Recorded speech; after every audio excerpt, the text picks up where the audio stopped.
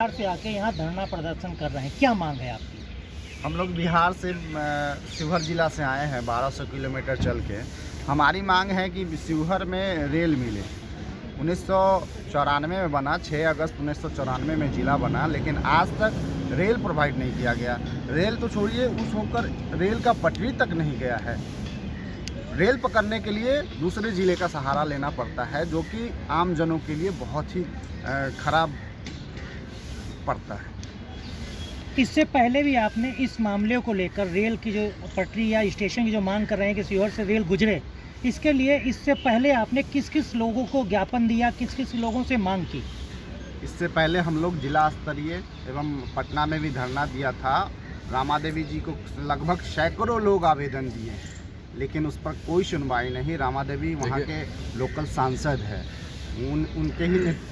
उनके ही क्षेत्र से हम लोग आते हैं, और यहाँ पर विधानसभा सांसद भवन के जो लोकसभा है वहाँ के वो उपाध्यक्ष भी हैं, फिर भी वहाँ रेल नहीं जा पा रहा है। ये दुर्भाग्य है देश और राज्य के लिए। बिहार से सत्ता पक्ष और सत्ता विपक्ष का भी कोई आपको वहाँ सहयोग मिल रहा है इस मामले को लेकर कि नहीं मिल रहा है? देखिए, कोई सहयोग नहीं मिल रहा है, ना ही सत्ता पक्ष से और ना ही विपक्ष से, क्योंकि वहाँ बिहार में एक सिस्टम चला हुआ है। 5 साल में लगभग 5 बार सरकार गिरती है और बनती है।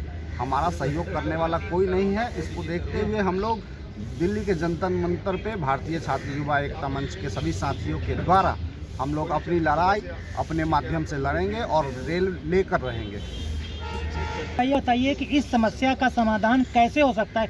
जिस तरह से नवयुवक इतनी ऊर्जावान है, बिहार से चल के यहाँ शिवहर के लिए रेल की मांग को लेकर यहाँ धरना प्रदर्शन करते हैं, क्या इसका कोई रास्ता आपको निकलता हुआ नजर आ रहा है?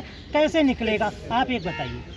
देखिए, एमएलए एमपी जो होता है वह दूसरे मिट्टी का बना हुआ होता है, और जनता जो है दूसरे मिट्टी का है। जनता को अपनी सवालों को रखने के लिए सरकार कोई भी हो, संघर्ष का रास्ता ही अख्तियार करना पड़ेगा। वह वोट देने के बाद लाचार हो जाता है और या समझिए कि अपनी जवाबदेही से मुक्त हो जाता है कि ये एमएलए एमपी को दे दिए, ये एमएलए एमपी का काम है, और अपने आप को बस सिर्फ हवाई जहाज पर चढ़ना।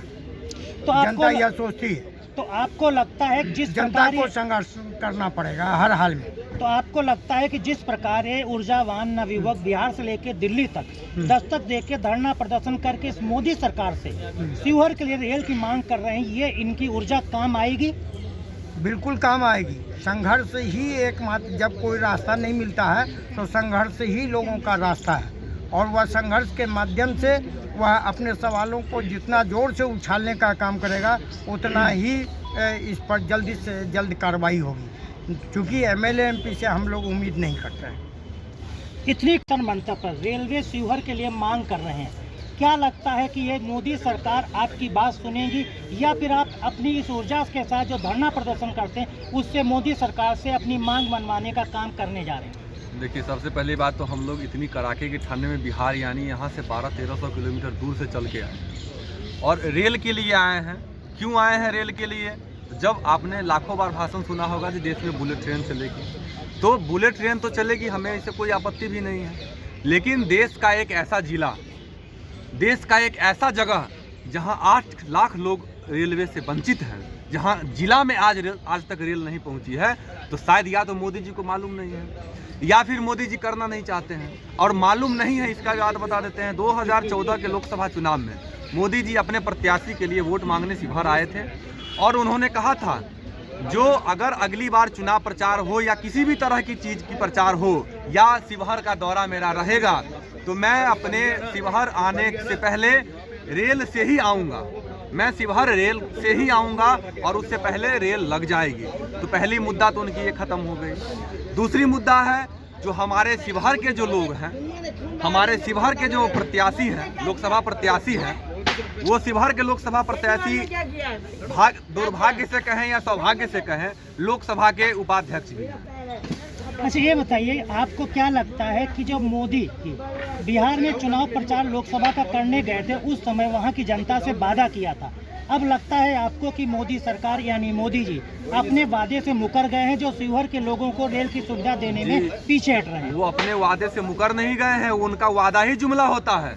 चूंकि उन्हीं के पार्टी के गृह मंत्री अमित शाह जी ने कहा था, जो वो तो जुमला था। मोदी जी के एक स्पीच को उन्होंने कहा था, वो तो जुमला था। तो हम लोग तब यही मान रहे हैं जो उन्होंने जो कहा के आया, उनकी पार्टी के गृह मंत्रालय उस समय के राष्ट्रीय अध्यक्ष अमित शाह जी कहे ये सब जुमला था, तो उनकी बात पर तब हमें भरोसा रह नहीं गई है। दूसरी बात, तो काम तो केंद्र सरकार ही करेगी रेलवे की, इसीलिए हम लोग दिल्ली आए हैं और आज यह हमारा शांति प्रिय आंदोलन था। और इस पर अगर किसी तरह की अगर संज्ञान हमें नहीं मिलती है तो आगामी हम लोग यहाँ से जाने के बाद शिवहर के 207 गाँवों में घूम घूम कर प्रचार करेंगे, डमी रेल बनाएंगे और वहाँ से पैदल हजारों छात्रों नौजवानों के साथ लेकर के दिल्ली आएंगे और मोदी जी के आवास के सामने हम लोग तब तक बैठेंगे जब तक हमें रेल का पूरी तरह से लिखित प्रमाण नहीं मिल जाएगा, तब तक हम लोग। रुपेश जी, आप बताइए, जंतर मंतर धरना प्रदर्शन के बाद अभी आप रेल मंत्रालय गए थे, शिवहर के लिए रेल की मांग को लेकर आप ज्ञापन सौंप कर आए, आपको आश्वासन क्या मिला है? हम अभी गए थे, दिखाइए गए को मित्र मिला है।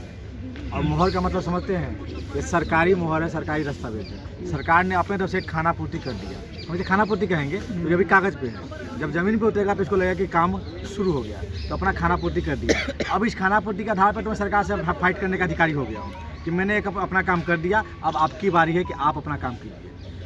अब वो अपना काम नहीं करेंगे तो अब हम जो अपना काम करेंगे तो सरकार को परेशानी होगी। पहला आपने काम किया बिहार से आके दिल्ली के जंतर मंतर पर मोदी सरकार से शिवहर के रेल की मांग की।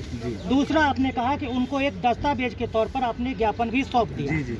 आश्वासन जो भी मिला है, अब अगला कदम आपका क्या होगा? मेरा अगला कदम यही है कि हम अब इसके बाद सरकार के लोगों से मिलेंगे, क्योंकि हम मिले हैं नेता के विपक्ष के लोगों से मिले हैं, सरकार के लोगों से ही मिले हैं। लगातार मिलते हुए मैंने कहा है कि सभी लोग जो बिहार से नेतृत्व करते हैं, जो बिहार को अपना मानते हैं कि बिहार मेरा है और बिहार की जनता को ठग के वोट लेके आते हैं, सदन में बैठते हैं, विधानसभा में बैठते हैं, राज्यसभा में बैठते हैं, उन सभी से हम मिले हैं पर्सनली। बाई नेम हम बता सकते हैं एक आदमी का जिनसे मुलाकात की है। उनसे मिलने के बाद उन्होंने कहा है कि हम इस बात को उठाएंगे, प्रश्नकाल में उठाएंगे, सवाल करेंगे कि शिवहर को रेल मिलना चाहिए।